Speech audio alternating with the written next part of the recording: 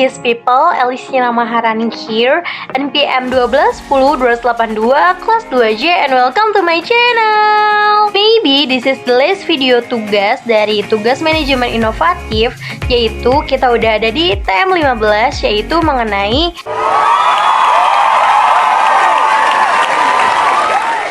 So, what is BPM? Well, business performance management is actually of performance management to achieve its business goals and objectives. And it consists of three main activities. The first one is goals, data, and intervention. Tingkat kinerja. Yang pertama, kinerja organisasi. Pencapaian hasil pada tingkat atau unit analisis organisasi.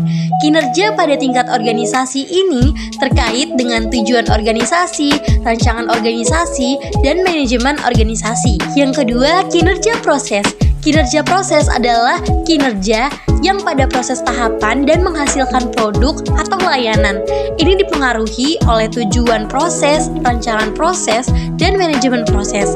Yang ketiga ada kinerja individu atau pekerjaan, pencapaian atau efektivitas pada tingkat pegawai atau pekerjaan. Ini dipengaruhi tujuan pekerjaan, rancangan pekerjaan, dan manajemen pekerjaan, serta karakteristik individu. Garis besar kategori arti kinerja. Menurut Bernardin tahun 2001, kinerja merupakan catatan hasil yang diproduksi atau dihasilkan atas fungsi atau aktivitas selama periode waktu tertentu.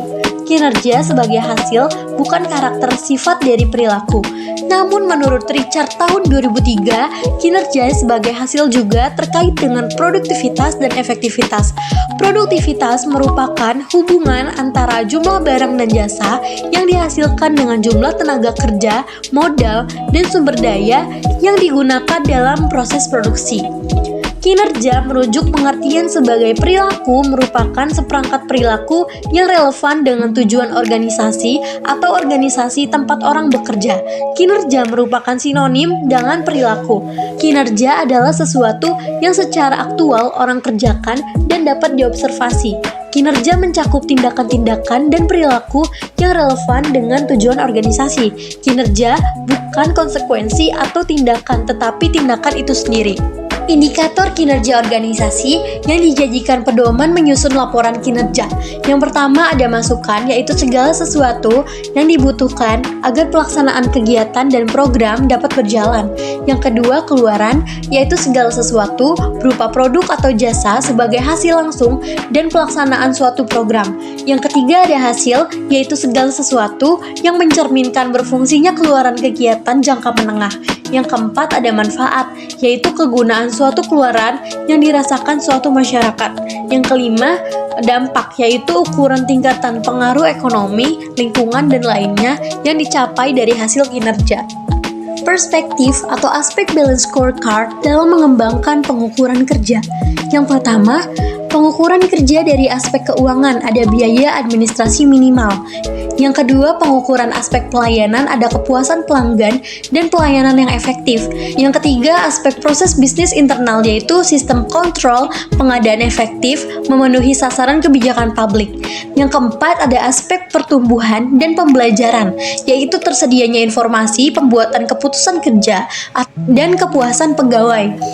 Lalu ada indikator untuk mengukur kinerja organisasi dilihat dari produktivitas, kualitas layanan, responsivitas, responsibilitas, dan akuntabilitas. Indikator penilaian kinerja organisasi, yang pertama ada efisiensi, yaitu pertimbangan tentang keberhasilan organisasi pelayanan publik. Ukuran kerja pelayanan dikembangkan menjadi 14 unsur untuk mengukur IKM. Yang pertama prosedur pelayanan, yang kedua persyaratan pelayanan, yang ketiga kejelasan petugas pelayanan, yang keempat kedisiplinan petugas pelayanan, yang kelima tanggung jawab petugas, yang keenam kemampuan petugas, yang ketujuh kecepatan pelayanan, yang kedelapan keadilan mendapat pelayanan, yang kesembilan kesopanan dan keramahan petugas, yang kesepuluh kewajaran biaya pelayanan, yang kesebelas kapasitas biaya pelayanan, yang ke-12 kepastian jadwal pelayanan, yang ke-13 kenyamanan lingkungan, dan yang terakhir keamanan pelayanan.